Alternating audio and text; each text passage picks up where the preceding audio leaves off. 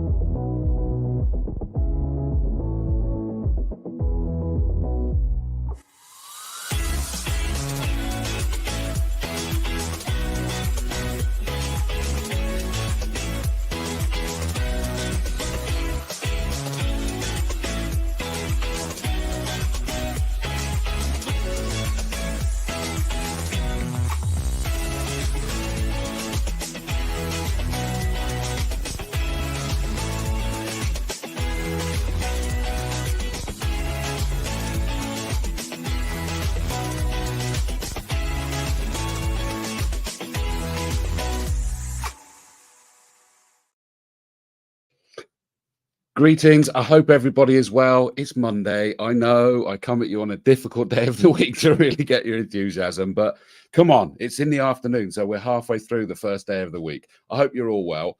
I'm quite relieved that I've got a voice. I got back late last night from 2 days commentating at Donington Park on some incredibly exciting racing, where people that know me know that I almost spontaneously combust with excitement levels as I'm commentating on that. But thankfully, the voice is here. I say thankfully, you may say otherwise, but I am here. Right, I'm delighted for episode 3. The title for this one is Authentic Connections, the Right Message. And it is about making sure not just that we're increasing our level of connections, but they're real, they're genuine connections, that people get what we're about and we get what the people that we're connecting with are about. And that also very much involves making sure that the message is correct. It's all too easy to go off in the direction you think is right and it's wrong. Which is why I'm delighted to say I'm going to be joined in about a quarter of an hour or so by a very special guest, a lady that I know well from all the business networking, and is an expert on brand voicing. Amongst other things, she's a copywriter, etc. But we'll find out more from her. But Starr is going to be joining to me. And as everybody knows, in these visual PR live shows, a real passion for me as part of this was that doing a charity spotlight section. That's not just suddenly a charity come on and go help us raise money. I realized that charities they have an objective, and there are multiple ways that they can do that, not just from giving, but there's all sorts of things that we need to do. But we are hearing about all sorts of charities, and we can sometimes lose the message of why they exist, why they're doing what they're doing, how they're doing what they're doing, what the outcome is, etc. And in actual fact, the guest I've got on for that charity spotlight today is a person that helped me sort of almost piece that niggle in my mind that I was getting about it into one central piece, and that would be Bryan Avery from Swim Tiger. A great example that I didn't get until he explained it to me, and I realized, wow, I could have had written material and missed that point altogether. So he's going to be our charity spotlight. First things first, though, it is a visual PR section, and it's just something I want to touch on to hopefully give you some little nuggets to help with your PR, with your marketing, because that's what visual PR is about. It sits in that gap between PR and marketing and brings all of it to life and joins it together and adds a little bit more. And I'll explain that in the context of the authentic connections, right messages this time. So the key thing that I really understood to start with, that was the motivation of this business just a year ago. I think I've probably reached my 1-year anniversary now. I've been so busy, it's a whirlwind, and the team's about to grow again soon as well, which is really exciting, is everything has its place. Those examples can include, quite simply, written PR or printed marketing, corporate videos or adverts, or even where people do these personal pieces to cameras, that it's still got their place. Podcasts, we're all really into our podcasts, recording podcasts, listening to it. It's being devoured at an incredible rate of knots. And webinars or seminars, we still do them in person, you know, not just all remote, but yeah, webinars and seminars, they've all got their really big place. However, what I realized for my business is, and this is where it came from originally, was sort of okay, if I did written alone, and I do written PR, I've got a PR lady that does articles that go in, say, the Business Exchange and things like that. And of course, copy for entering competitions and what have you. But if I did just written, would the article be read at all? How much of that article would they actually read? And would it be read in the tone and emotions that I intend it to be? The answer is probably not. And even more importantly, I'll never have an idea. I will never know the answer to those questions because they're picking up a journal or whatever it might be, and I won't know. I will always do it. It's vital to have that there, in my opinion, but it still leaves me with a gap as a business. The move was to corporate videos. Brilliant. Absolutely love corporate videos. However, if it was corporate videos alone, they're perfect. They're polished. They're scripted. They're censored. And that can sometimes make people question the authenticity of it. Normally unfairly, but they will question that authenticity. And let's be honest, us trying to present a script to camera is not going to come out as the authentic us either. It just won't. You'll have friends and family watching going, that's not the person I know. The other one is, quite often, is that I'm sure you're not too dissimilar to me, is that you look at it and go, I'm being sold to, next. You won't even give it chance to give you the message because you will assume it's so perfect, I'm about to be sold to. And it might have been really useful to you, but you won't ever find out. If we did webinars or seminars alone, they tend to be regimented. You know, it's very structured of what's happening. It's more often not fairly one way. It can be death by PowerPoint. And even if it's not going to be, our perception is, oh, it's going to be another death by PowerPoint, which might be totally unfair. And the person is presenting rather than conversing. I mean, even now, I'm hopefully trying to actually converse with you all. By the way, if you're watching and you've got questions, you've got comments, wherever you're watching, please put those comments or questions because I can put them on the screen. The bad news for you is it does actually include that it will show you your profile photo and your name. I'm not sure what's happened to my camera all of a sudden there. It's changed the way it looks. I'll have to have a look at that in a minute. If it's given the illusion away now, isn't it? You can suddenly tell I've got a green screen all of a sudden behind me. I'll just quickly show you. There it is. But for some reason, it has changed a little bit. There we go. That's better. As if by magic, I'm back in my studio. Shh, you ain't seen me, right? So if we've got webinars and seminars, it's presenting rather than conversing, which doesn't feel as natural to the presenter, doesn't feel as natural to the people absorbing that information. The final comment of that list that I did, podcasts, they're brilliant. I mean, it's like this because you do get to have that conversational piece in those podcasts. It's as natural as can be.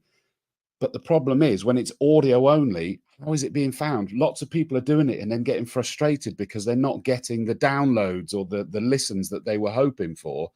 And they get frustrated with it. Well, it's just a bit harder to find it. Still vital. And again, do it. And we have it with ours that we strip out the audio and you put it as a podcast as well. So you've got both, but it's about finding it. And that's where we try to come in. And again, this was because it was missing for me. I needed those authentic connections and the right connections with the right people. If we're doing it via video like this, YouTube, love it or hate it, it is the world's second largest search engine. You can actually just go to Google and search things. I did it. I needed to repair an oven. Yes, I do DIY as well. Even though they're peachy hands, I do. Okay, and I did a search, and I found this guy from Wolverhampton, I think it was, mending the same oven I've got, and I was able to follow the instructions, work out a piece that I needed, and then find out where I could get it from. And of course, I then clicked follow that guy because he was really helpful. And that's the nature. Of course, let's not forget that you also, when you search Google, what's the first thing that comes up there is your YouTube videos. You are now helping yourself get found more. With the videos, we've got not just the content, we've got tags, we've got descriptions. We always make sure they're SEO in mind. And so it's a perfect place to put it. We also broadcast. So this is going out on YouTube, and it will also be on Facebook and LinkedIn. And that enables me to go and find and I'm going to just say customers, because it can be anything. You know, when we bring Bryan out and as a charity, he's trying to find people that are going to work with them, support them, help them, whatever it is. So I'm still kind of lumping customers in inverted commas. Our people, our targets, we can find where they're hiding.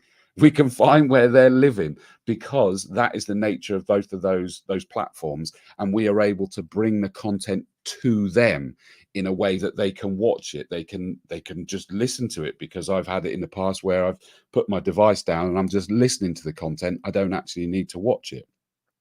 Plus, we then afterwards create a full post-production list of assets to further enhance your PR, your marketing, the content that we've created, live or as live, because it's always like this. You can tell by that mistake earlier, it is live.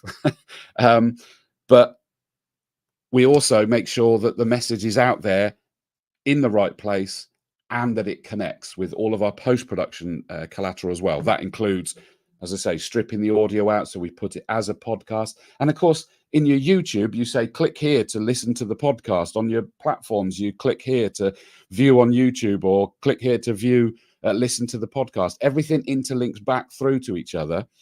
We create video clips from the episode that go out, so that if people don't watch your whole episode, some of the key messages or some of the human bits that were funny, that were emotional, whatever it might be, you're then able to be putting them out over a sequence of weeks or months. And in fact, even in a year's time, they're able to be regurgitated, of course, because you're creating an evergreen resource here. Those messages with those clips will then link to all of those things again.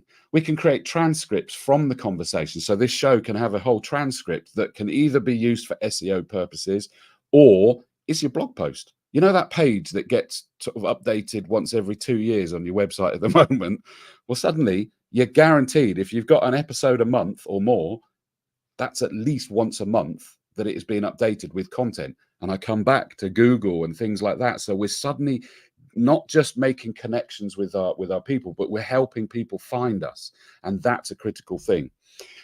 Heck, we can even create branded QR codes that can then be added to go with your written PR or your printed marketing collateral, that enables people with their mobile device to zap back to the episode that discussed what that written PR piece was about, or what that marketing piece you want them to go and have a look. And if you use dynamic QR codes, which we do for our clients, you could even choose to change that. So that billboard or whatever it might be you've got with a QR code, heck, we'll now update that so that it redirects to this month's episode, to next month's episode, etc. So we're linking everything up together. Ironically, as you've seen from what we've done at the outset of this episode, is that I can play videos within it. So suddenly we're able to play those corporate videos. Quite often I host them for my clients, but it's not always the case, because there are a number of my clients already that have got people internally that they choose to use, and I just turn into producer. And that's fine, but it means that everybody's comfortable and a lot more natural. One of the key messages, so again, coming back to this authentic connections, is what I loved and really fell in love with and got from about PR, is that the sales message is not overtly out there. It's not in your face. The sales message is under the surface. It is, a much more authentic conversation piece, that even the written stuff that you're putting in, is that Joe Smythe, that would do my PR, would always come out and say, no, you've gone into advertorial mode, because as a business owner, that's where I'll always go. I'll inadvertently want to shout and scream about my company, my products, my services, my people. And it's understandable, but it becomes an advertorial. It's not suddenly a PR piece. And that's where people like Joe Starr, that's coming on in a moment as a copywriter, drag people like me back from that to get it to conversational content, connecting content that people really buy into and appreciate. And it means that they are able to learn from that. And so we do that in these, that it is very much, as we're going to find out when we get these guests out, is it's conversational piece. And it could be internal people, meet the teams. It could be customers, suppliers, partners, experts, special guests, special locations we could be coming from, because we can do it remote, in person, or hybrid, a bit of both of them with my whole virtual studio. Not a problem. We can do hybrid. And so it opens up what you can bring to light, what we can enable people to get on the inside. I even do it with sporting worlds, that people get to see behind the scenes, business environments where people get to see what's going out, some of the magic really happening. Magic? Have I exaggerated that one? That's fine. I'll go with it. The point being is that you've got content that's going out there that the viewers are suddenly it's going to resonate with them. They're going to go, wow, do you know what? I've experienced that and I've not really thought about it, or I never realized there was an alternative. I just assumed that's what it was. And you've now educated them that, hey, we have experience of this. We get involved in that. We team up with certain people to have the answers. And that's going to start the conversations, the meaningful conversations, that is not a cold call. They come into you and saying, I saw that episode. And I get so many of my clients that tell me now that they go, yeah, we had either existing clients or people that come to us to be clients because they've gone, I saw that episode on X, Y, and Z. That was really funny and that was really helpful. And I really need to speak to you about that. So it gives that content that resonates with them to start the conversation. And I've already said, it's more natural for the presenter. It's more natural there for the people. It helps us get to the real you. It helps you present the real you, and it helps people see that. And I think that nicely leads me on to my first guest, who is very much about that brand voice. And I still know a smidge of this because she's educating me brilliantly. And I think we're going to sort of delve a little bit deeper. So I'm going to welcome out Joe Starr.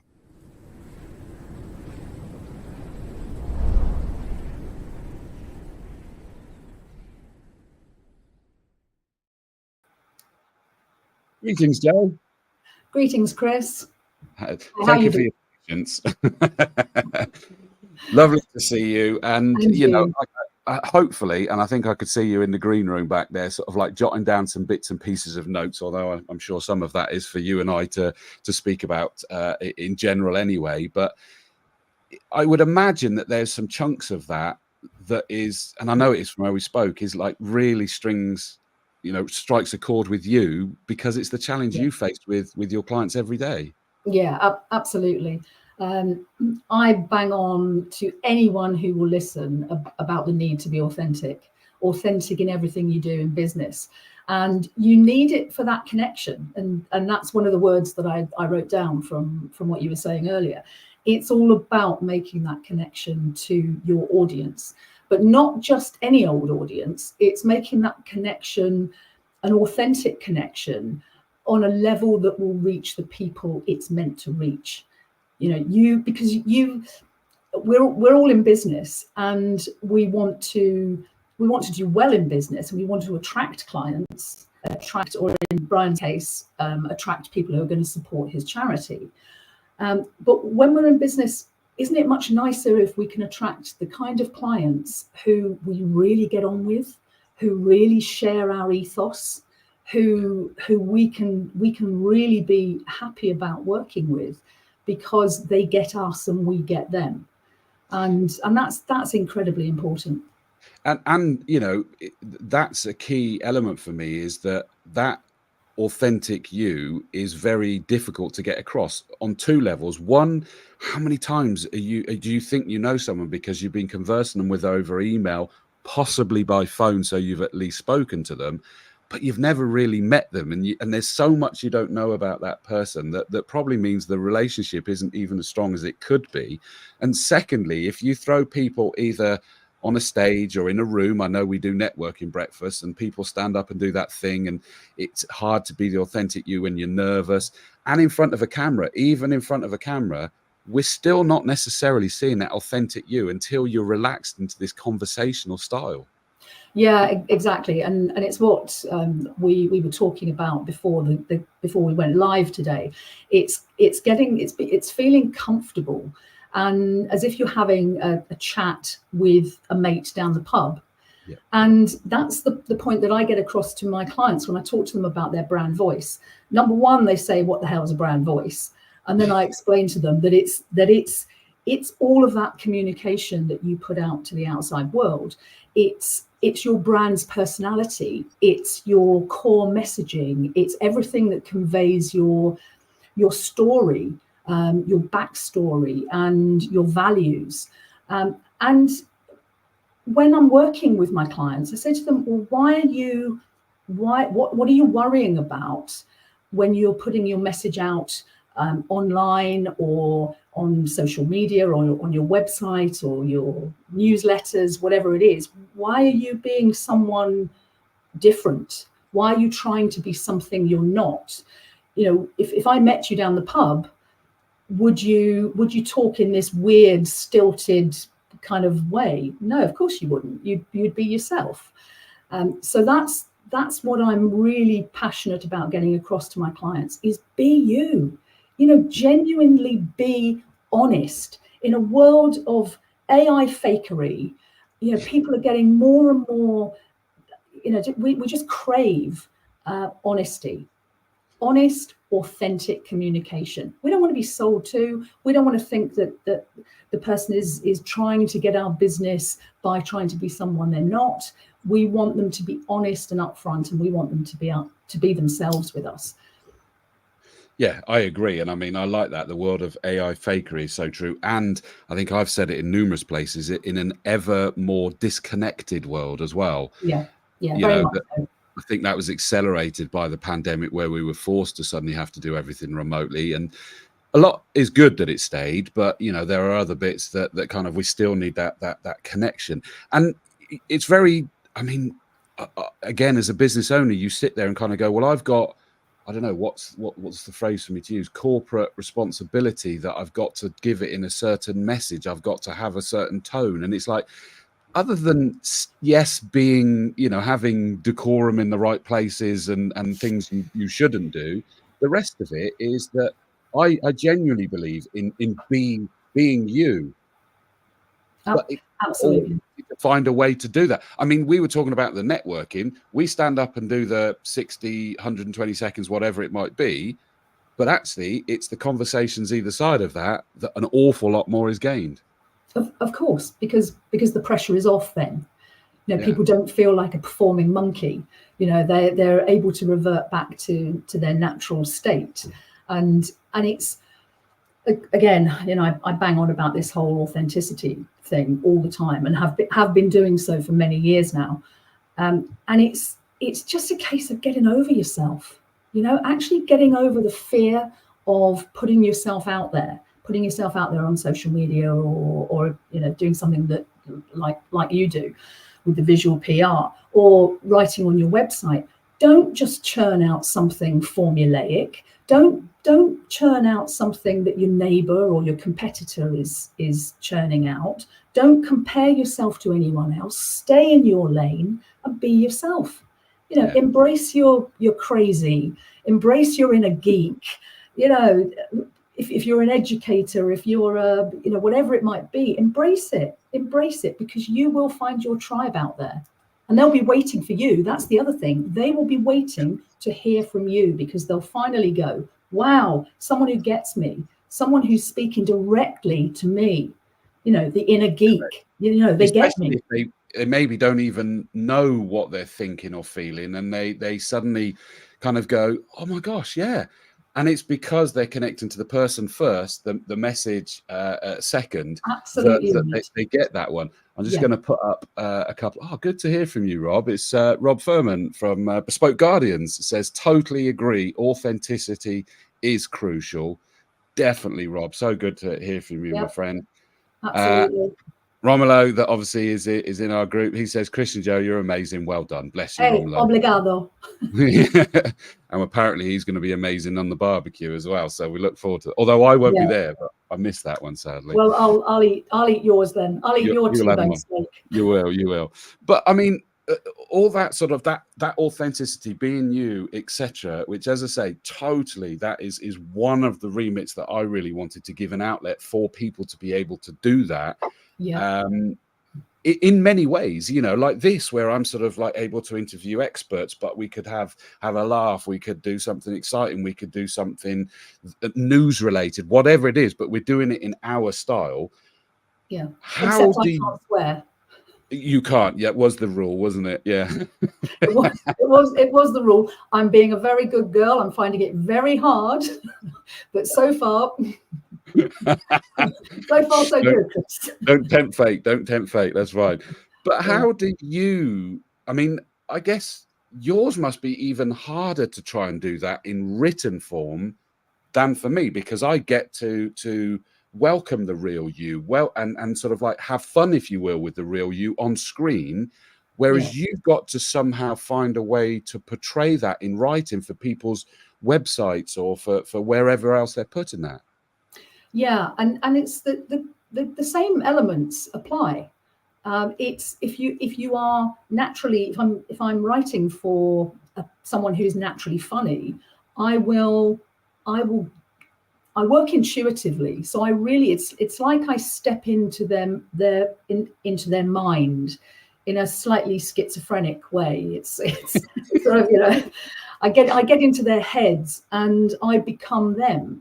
And so if they're jokey, you know, you can use different tones. So it's not just a brand voice is your overall personality, but that can change, and that never changes. You know, that's who you are. That encompasses your values and your ethos and your mission and all of those lovely things. But what can change is your tone within that. So your brand voice remains the same. It's true to who you are. It's how you speak. It's all of that stuff that encompasses you as a person and a business.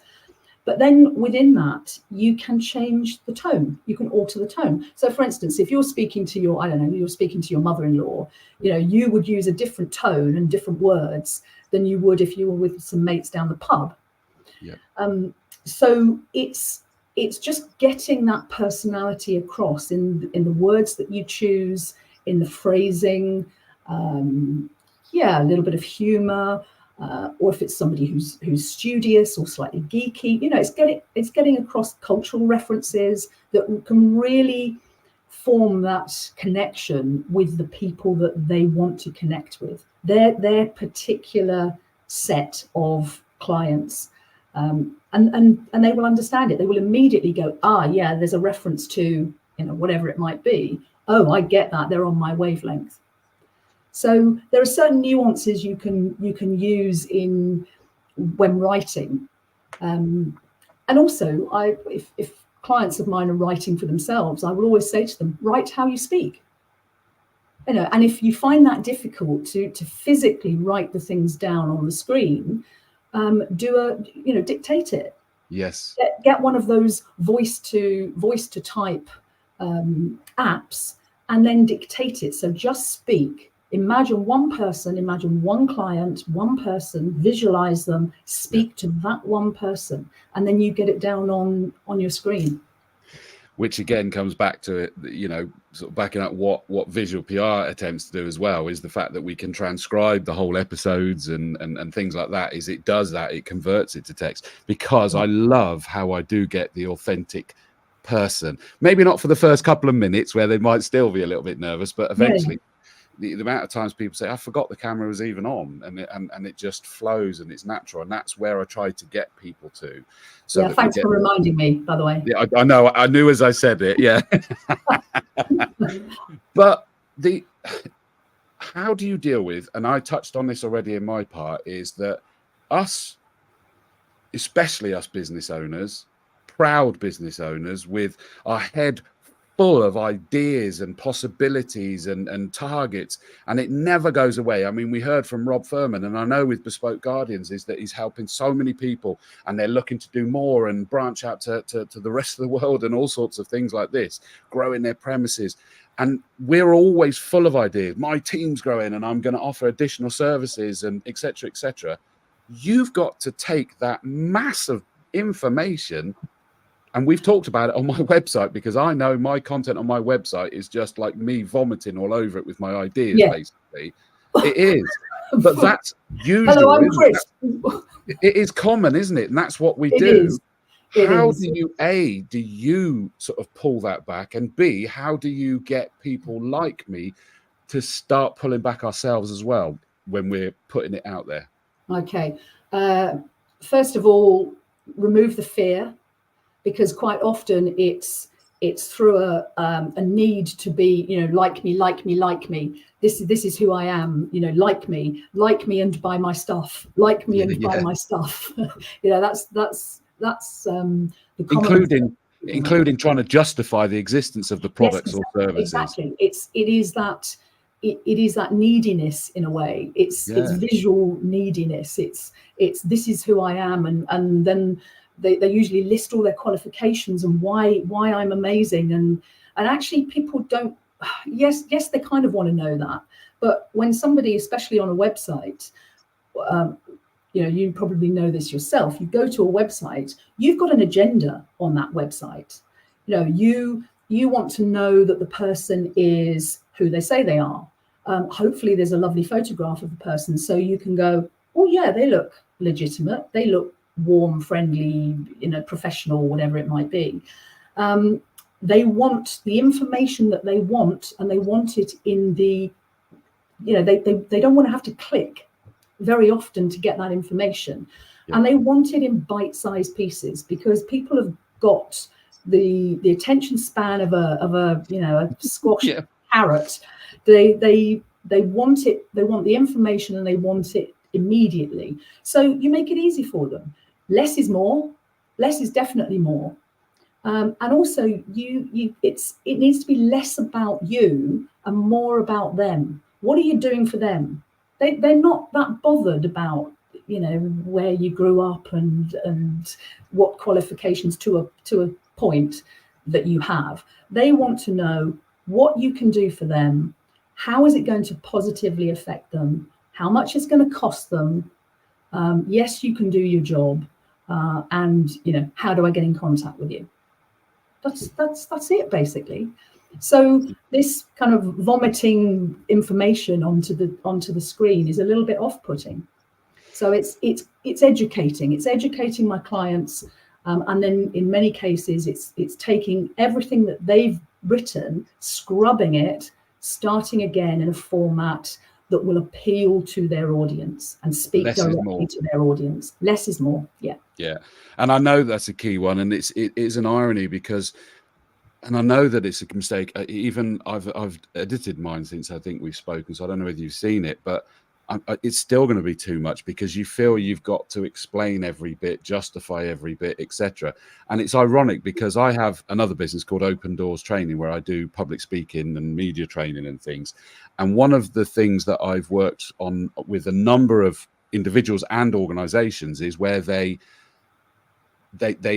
over explain something. And you can all think of this if you've been in a meeting or if you've been in a presentation where they'll say the same thing 4 different ways, and it's because they're trying to go, just in case they don't understand that, just in case they ask me this, just in case they don't get that part, we go and say it in all these different ways to try and stop them. It's like, actually give enough to get the point over and let them come and ask the questions that they may have. Don't second guess what their question might be. Let them come to you with it, so that information is enough to make them want to come and ask you the questions. Yeah, and it boils down to that lovely word, authenticity. It's being authentically you. It's giving them enough information So they understand that you are capable and you will make a difference to their life, you know, in whatever way that is, whether you're selling a service, whether you're selling a product. It's all about how you come across as a person, whether they like you, you know, because there is that whole, you know, like, trust element, and people want to feel safe with you. They want to feel that you can do what you say you're going to do. You can solve their problems, ease their pain, and that you seem like a really decent person who is on their wavelength and shares their values. Or not, and be okay with it. Yes. Oh yeah. We're not able to sell to absolutely everybody, are we? No. And again, I will say I deliver workshops. I deliver brand voice workshops, and also a workshop with a fabulous business colleague of mine, Victoria Marshall, who she is an incredible digital marketer. And so we run a workshop that is specifically designed to help you find your brand voice and then know exactly where to place it to get the best impact. And one thing I will always say is, you know, stay in your lane. Yeah. Why be influenced by anyone else? Why try and be someone you're not? Be yourself. You will not appeal to everyone. And you know what? That's okay. That's okay. Just let's go back. Let's go back to the pub. You know, you walk into a pub, not everyone in that pub is going to like you or be drawn to want to come to talk to you. So it's exactly the same in business. Attract the people you are meant to attract. Don't worry about the others. Don't worry about it. We couldn't survive if we were attracting everybody anyway to it. You know, you wouldn't be able to provide your product or service to them. I need to introduce you to Rob Furman from Bespoke Gardens, if you don't already know him, because they're at the forefront of working with children with adverse childhood experiences. And they build bespoke packages for local authorities consisting of a hand-picked team and train them specifically for that child's needs, just as a brief synopsis. And his question is it possible to create a brand voice in such a controversial industry or in any controversial industry? Yes, absolutely. I have a client who works, let's say, she works in pelvic health. Both male and female pelvic health. No one is prepared to give her a Google review because it's all very, very personal. And the things that she talks about are incredibly sensitive and very personal. And I worked with her in order to help her create a voice that would connect with the right people. So yes, it's absolutely yes, no doubt about it. You can create a voice for anything. And I'm thinking, you know, even a couple of simple parts on that stand out in my mind is the less is more is going to be very relevant there. If it will only become controversial if you try dumping all that information, it means you're going to start sending yourself down a rabbit warren. Yeah, exactly. I mean, ways, for instance, we worked around it, and then things that we talked about were, you know, do you have a need to pee immediately when your key goes in the front door? You know, is your bladder suddenly going, I'm home, let me just, you know. So we have ways of working around things. We added a little bit of humor, not too much, because then that you know, people maybe are a little sensitive to that, but a little bit of humor and a little bit of sensitivity. And there are ways of saying things without actually saying things. Absolutely. I've actually added a third to these. The things that stick out to me as well is the other one is, and I know you and I have touched on this, try thinking more about the benefits rather than the features, because it's all too easy to feature dump, and that can again take you down the rabbit warren. And the final one is that I have a phrase in my public speaking training as well: dead cow or beef steak. Both exactly the same thing, but one sounds a damn sight nicer than the other. And I'm very mindful of thinking about how you're saying something can make a difference. Yeah, very, very, very much so. And it is thinking about your client, your audience, what are they getting out of it? What is the benefit for them? Always putting them first. And then you can't go far wrong. You can work it back from there. What do they need to feel at the end of it? What do they need to feel? What does your service provide? What does your product do for them? How does it enhance their life? Correct. How is their well-being after they've done business with you? Well, I keep trying to remember because it was Mike Land from Nickel Design was the one that really said, speaking to you, because I know you and he have done bits and pieces together, and he said that from his perspective, but even he could make a mistake from the actual brand, the physical branding, etc., and you with that brand voice is guided. I'm trying to remember the exact example. It was one of the brands of tools, and that they had this titanium tipped drill bit or whatever it is, and it's like, don't be selling that it's a titanium tipped drill bit. Sell the fact that, do you want to make sure you're able to get through whatever surface you are trying to make that hole in? Can you drill a hole first time? I've dumbed that down, but that's the essence, is rip into that core. It is. Nobody's worried about the titanium diamond encrusted tip of this amazing super duper whatever it is. Does it drill the hole I want it to drill? Yeah.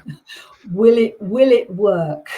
Yes, exactly. Will it survive? Yeah. Will it survive? Will it work? Will it drill the hole? If the answer to those things are yes, great. Then it's got, added diamonds and I don't know what else. But can it do the job?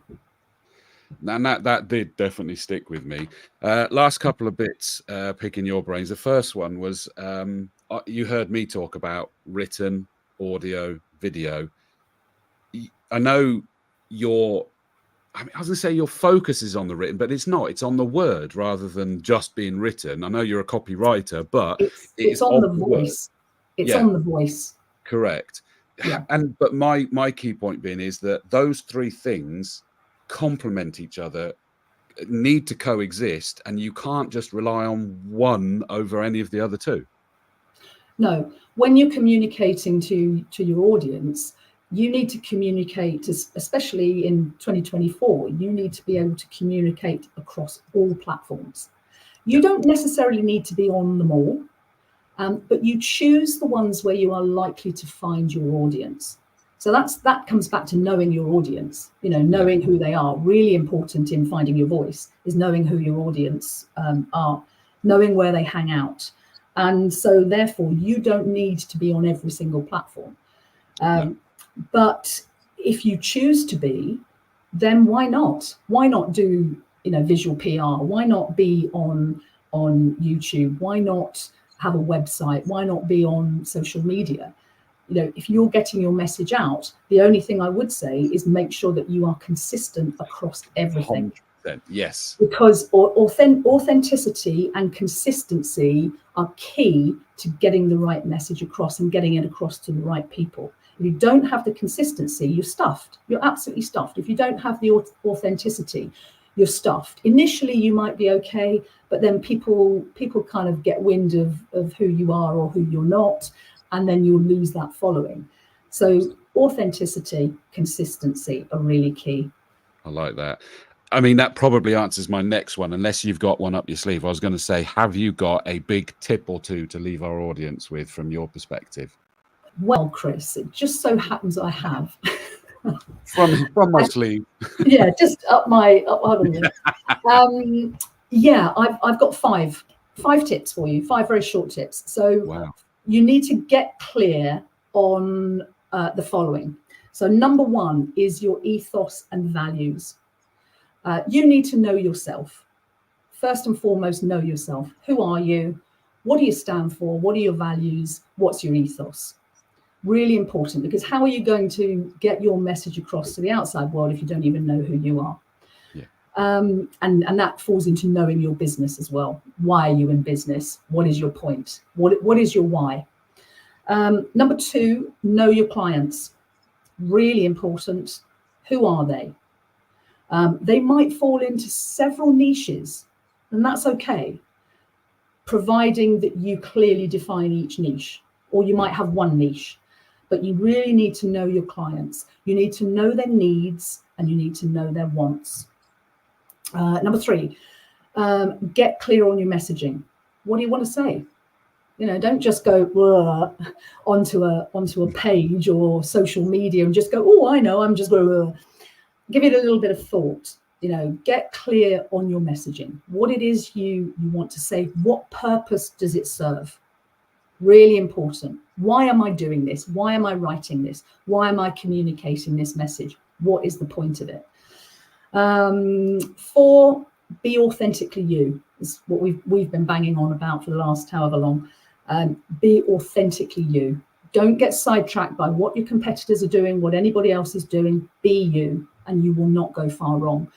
And the last one, 5, is all of the above. Review, update, and adjust regularly. Right. So especially if things change in your business, you know, I know you're going through a period of growth at the moment and expansion. So don't just, you know, go, oh, that's great, I've got a nice brand voice and I know what I'm doing and I know what my mission is, and then just leave it for 5 years. You know, regularly evaluate it. Does it need adjusting? What's changed in my business? Maybe you've launched a new product or a new service that will appeal to a different audience. Do I need to adjust the way I'm speaking? Do I need to adjust the things I'm saying? Do I need to adjust my web content? Well, and I think it's not just even just new product, new service, is that I've been finding over this last 12 years is that it sounds weird, but I've kind of learned this is the case, is that you learn more about your own business over time because that messaging might need to change. Things have happened in the world that suddenly mean that's now more important, or that's the way I should say it. That's what's going to get people's you know, interest and whatever else. And it has evolved even over the first 12 months. And I can see that it's going to keep going. Yeah, very much so. And we evolve as people. We're evolving all the time. And, you know, we're growing up. Our businesses are growing up. I'll never grow up. No, I know, me neither. But yeah, it's just it's just something you have to say, isn't it? Yeah. I can be an adult, but I don't ever have to grow up. No, exactly. So your business might change. You might change. So reevaluate. So always update, adjust, reevaluate on a regular basis. So those are my tips. Amazing, Jo. Thank you so much. I wasn't expecting as many tips as that. So, ladies and gentlemen watching, you've been absolutely spoilt there without question to pick that up. You Definitely. Saw that I put up as well the way that I think LinkedIn was the best way to get hold of you, isn't it, Jo? Yeah, absolutely. Do you know, I don't have a website. I've never needed one. So all of my business has been through word of mouth and recommendation. So maybe one of these days I'll have a website and be grown up. Yeah. Yeah, maybe not. That you see on the screen, linkedin.com/in/Jo, JO-Starr, STARR, and you can get hold of Jo. Thank you so much for that, Jo. I'm going to now bring out our next guest, who I have to thank for being so patient, but I'm sure he understands that it was priceless information. We're now going to move on to a part of this show that is very close to my heart. It is the hang on, let me just quickly just to put this, Jo, is that Rob Furman says amazing. Thanks, Jo. Oh, pleasure, Rob. Be very happy. I hope you recovered from the ice hockey on Saturday. I missed that game and it was amazing, apparently. But we're through to Coventry. Get in. So thanks for getting involved, Rob. But yes, this charity spotlight is very, very close to my heart, and I'm absolutely delighted that I've managed to get someone that unexpected. Not that he was aware he was doing this, but he helped me formulate what was going through my head quite some time ago now. I'm going to bring out our charity spotlight. It's Swim Taika. Alone, we can do so little, but together we can do so much. Visual PR's Charity Spotlight is about shining a light on the amazing work and objectives of charities, as they do not do it for publicity, but it is important that we know about them, what they do, and understand why. Charity is not just about making a donation, it is about making a difference.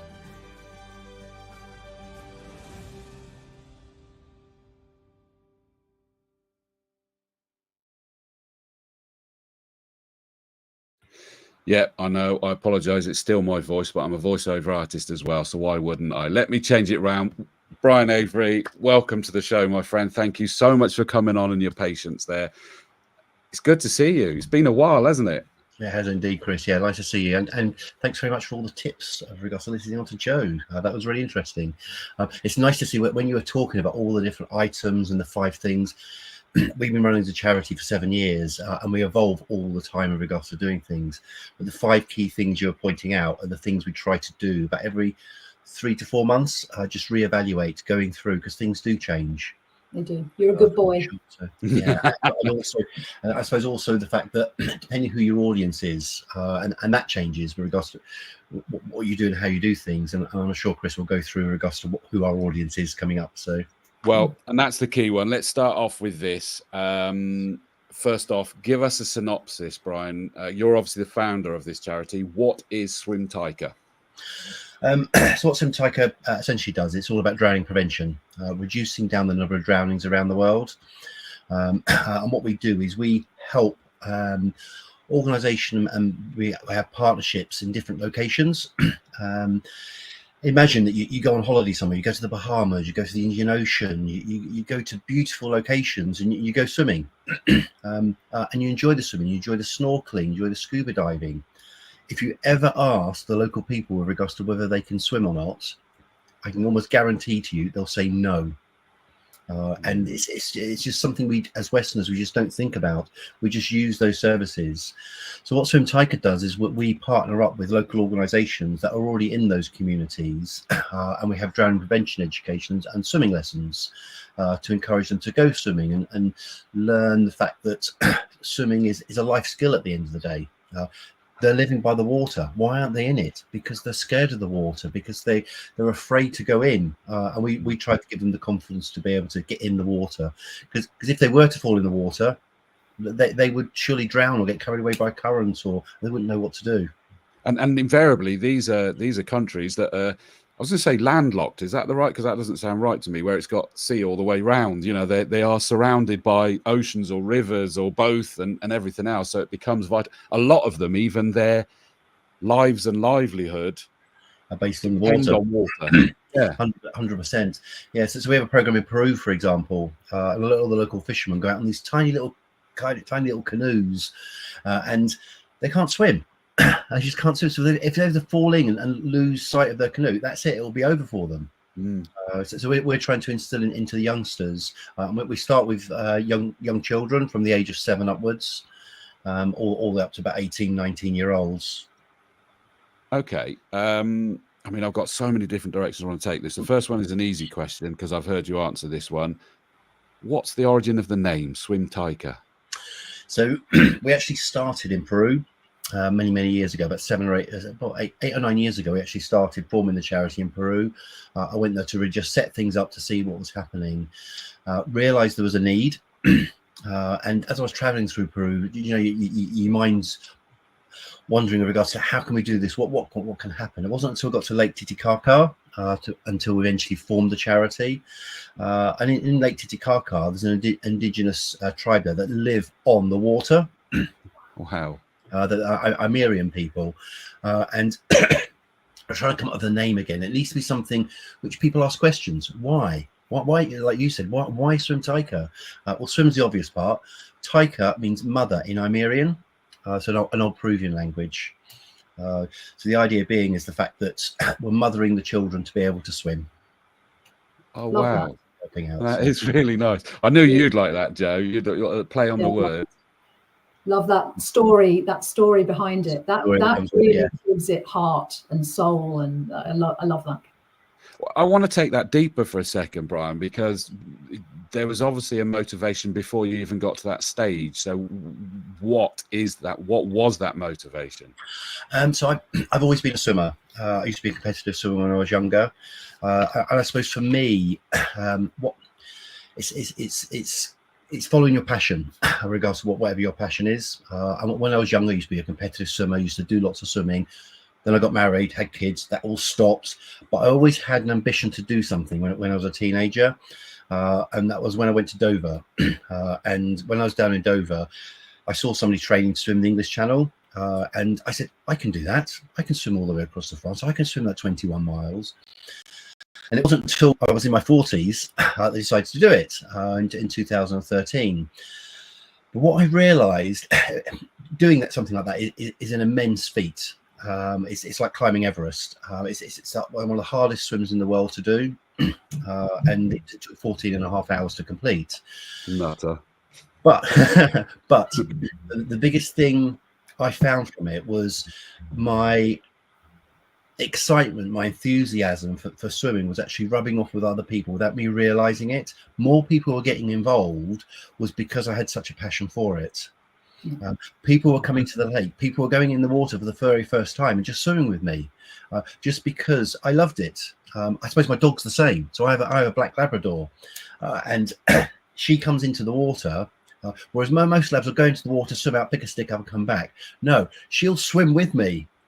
She'll swim with me 3 or 4 kilometers at a time, because I have the confidence to take her with me, and that's what happens with the swimming as well. So.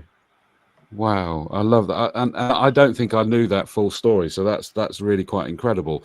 I want to take you through to a thought process that went through my mind, because, as I say, you unintentionally were a motivation for me for this charity spotlight to sort of shine the light on the whys and the hows and everything else, in a fog of information about a lot of charities that we can lose the reason. And it was like, I was there, like you, I used to be a swimmer as well, and allegedly, at least, the way I learned to swim is that my dad threw me in the deep end of a swimming pool, and I, with survival mode, swam to the edge, and I then got to a national level swimmer standard.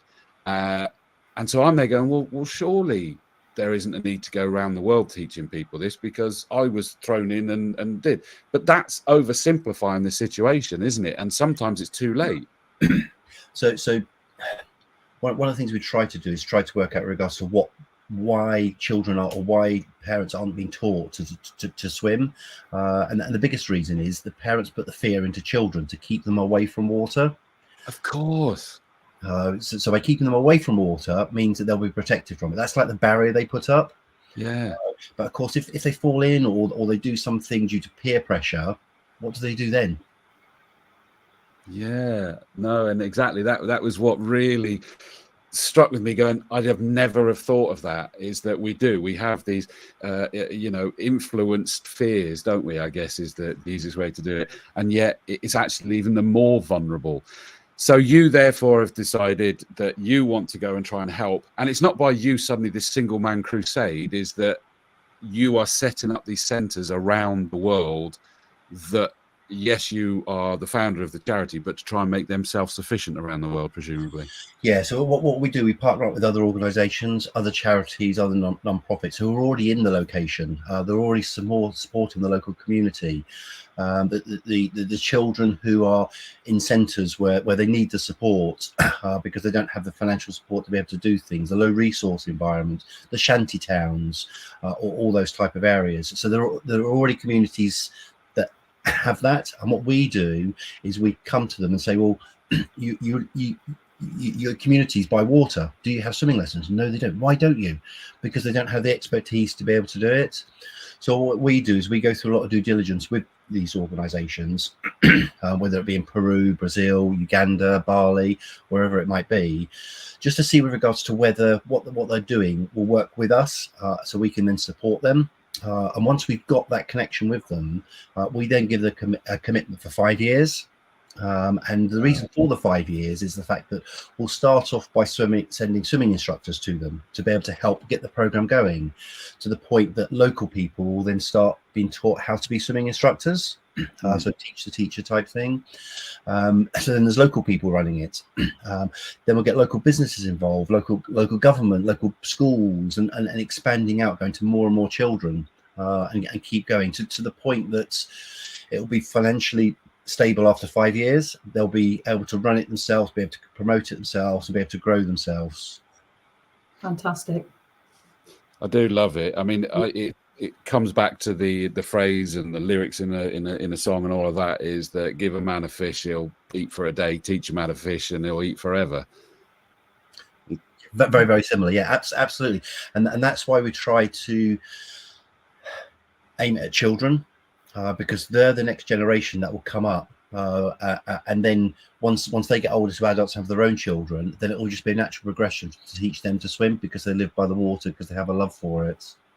And go on, Brian. And funny enough, so most of the children have a desire to go in the water. They all do at a young age. And what we quite often find is the children will go in the water and they'll bob in the water, they'll push from the bottom, they'll jump over the waves. As they have a strong confidence in the water, they've just never been taught to swim. And the reason being is like in the Western world, to learn to swim, you've got to pay for it. Most of these children can't afford to pay for it, or the parents can't afford to pay for it, so they've never been taught. Yeah. There are about 3 or 4 countries in the world that have it part of the curriculum, and the UK happen. We're very fortunate that we have that as part of the schooling that we do, but these children don't do it.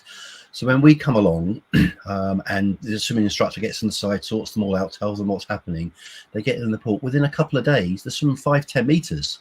Wow. Just being taught how to float, how to do their stroke, and because they already have the confidence in doing it, and that gives them the ability that if they do fall in the water where it's too deep, they're not going to panic.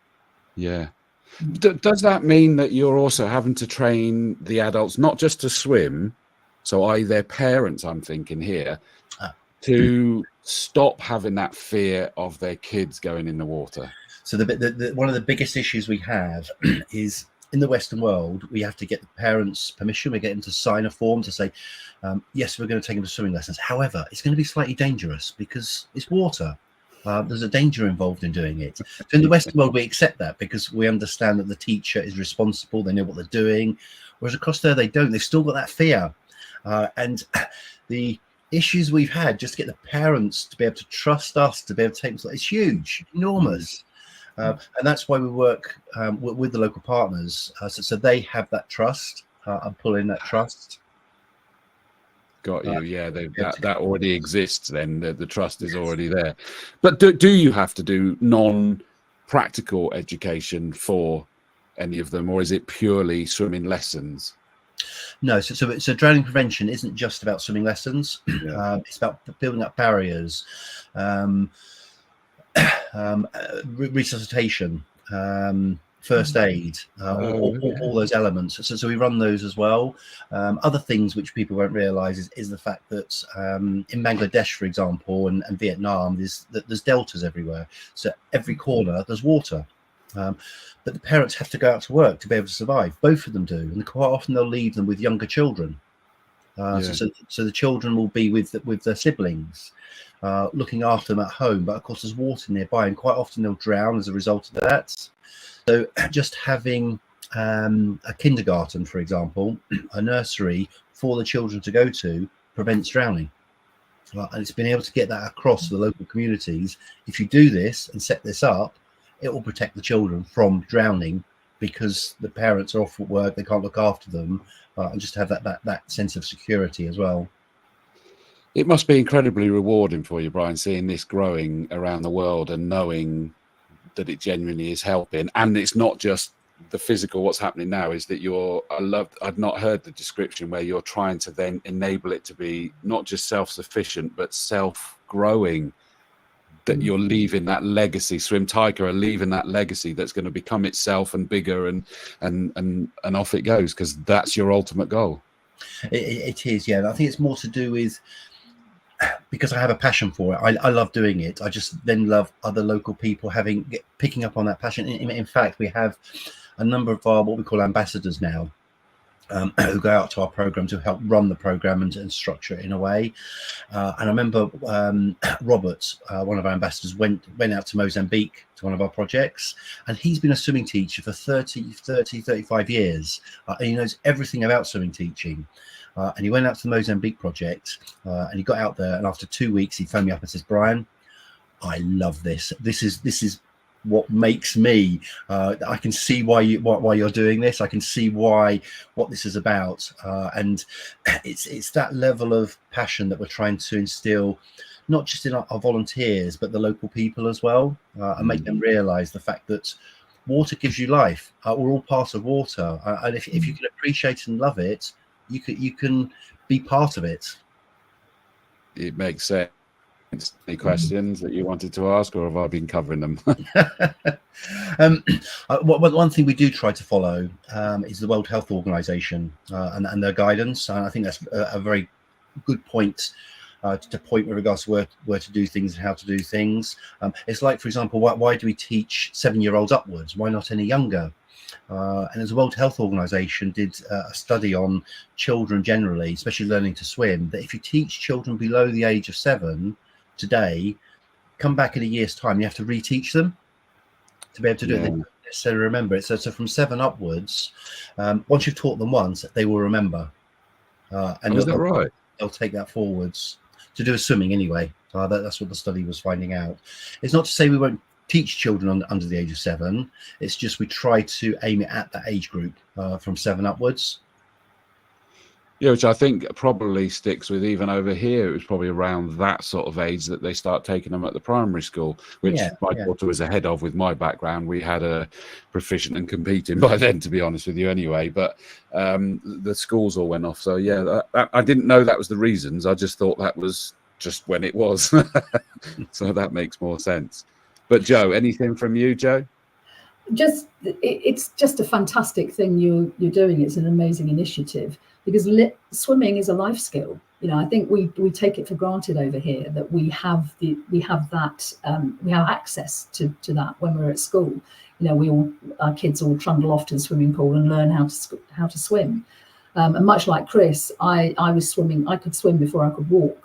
And I'm a real water baby, and scuba dived and all the rest of it, and I've been to some of the most incredible places on earth. And you're absolutely right, you very rarely see somewhere like the Maldives or in the Caribbean, you very rarely see local children swimming in the sea. So it really resonated with me that you've spotted that and kind of gone, okay, let's do something about it. Let's make sure that this isn't the case. Let's make sure that also those children have access to an absolute joy, a joyous thing. Going and swimming, if you've got a beach as beautiful as some of those in some of the places you work in, it's such a shame that they don't then get to enjoy it. I agree. I think it's awesome. I think it's absolutely awesome what you're doing. And I agree with that, because we like going paddleboarding up at obviously we're very blessed with the lakes just outside Swindon here in the Cotswold Water Park and everything. And we go out there paddleboarding, which I find wonderful exercise and escape and everything. And my daughter will come and we'll be family friends and what have you. And so the kids will be playing. They spend more time in the water by choice than on the paddleboard, and they're jumping off their paddleboard and in, and they're messing about and they're splashing. And I agree with you, Joe, is that it's one of life's delights that would be missing by not being able to, and they're in better water than we get. So it's twofold. You're not only teaching them a valuable life skill, and then educating also, so they then pass that on to their children and their children's children, but also you are injecting joy into their lives. You're giving them access to something that is truly wonderful. So I think it's amazing what you're doing. One thing we try to do also is not just our volunteers with regards to what they're doing and teaching the children, but everything we do with regards to fundraising and people raising money for us, because that's the primary. We've got to try and get money into the charity to be able to support these. All our fundraising is to do with water, whether it be an aquathon or swimming in the Thames or swimming in the lakes or swimming in the English Channel. And of course, Chris, you're the ideal person. If you've been a competitive swimmer before, this is just the perfect place for you to be able to support the charity even more and come and join us as on a relay team to cross the English Channel. Putting on the spot here, Chris. Yeah, I feel a stitch up taking place. There is a bit. I mean, speak to us about that in all seriousness, Brian. I mean, it's not that one person swimming the whole channel. You are putting together a relay to achieve it with the team. We do, yes. So swimming the English Channel, you can do it solo, of course. But we basically put teams of 6 people. And each person swims for 1 hour at a time. It takes anywhere from 12 hours to 18 hours. So you're either swimming two lots of 1 hour or 3 lots all together. You basically take it in turns. You work as a team to be able to do it. It's not about speed. definitely not about speed, because you're not going to break any world records to swim in the English Channel, because the only person you're fighting against is Mother Nature. And Mother Nature And always a few ships. yes, ships get out of the way. Right. You hope. They do, yes, they do. Yeah, so we put teams together. Swimming is only 20% of swimming in the English Channel. The rest is dealing with your fears, building a team up, but being able to. It's the journey that people take to get there. Swimming you can train for. You can go to the pool, you can go to the lakes, you can go to the sea, and you can train for it. The things which are harder is swimming at night, swimming with jellyfish, swimming out in the English Channel in the open, so you can't see the lane on the bottom of the pool. The thought of just being out there by yourself, the fears that you have, and the mammals you might come across, and the seasickness. So all these other things are far greater than the actual swimming part, because, like I say, the swimming you can train for. The other bits and pieces are things you've got to overcome, and they are your fears. So we hence the feeling of achievement at the end. Huge, absolutely huge. Yeah. Just the fact that there's so many things going against you with regards to your team, Mother Nature, the boat, the smell of diesel sometimes, depending on what the weather's like, and the boat going really, really slowly. The White Cliffs of Dover always looking huge, no matter how many hours away you are from it. 6 hours later, you look back and think, they haven't got any smaller. Why are we moving? So there's mind games and everything else that happens. So it's a huge, huge thing. And presumably swimtiker.org that I've put on screen there, that's how they can find out more about that. They can under events, yes. Yeah, but whether they want to come and volunteer on our programs, or whether they want to partake in swimming the English Channel, or swimming Lake Geneva, or the Thames Marathon, or doing an aquathon, it's all on there. Brilliant. And that is the key way that people can help. Is there any other ways that people can help Swim Tiker? So we're always looking for trustees in different areas, and that's the key that keeps it going. So at the minute we're strong 5-6 trustees, but we're looking to grow to about 12 altogether. That's the optimum that we want to be able to have, and we meet every 4 months, and it's all online. But we want people from different areas to be able to complement with regards to what we do. We don't just want people that are fascinated about swimming. Yes, we'll try and get them to swim the English Channel, but to be able to help form the charity and enable it to be able to grow. Okay, so that what's the best way for people to find out more about that side? Go onto our website. You'll see a little bot come up. That bot will take you to WhatsApp.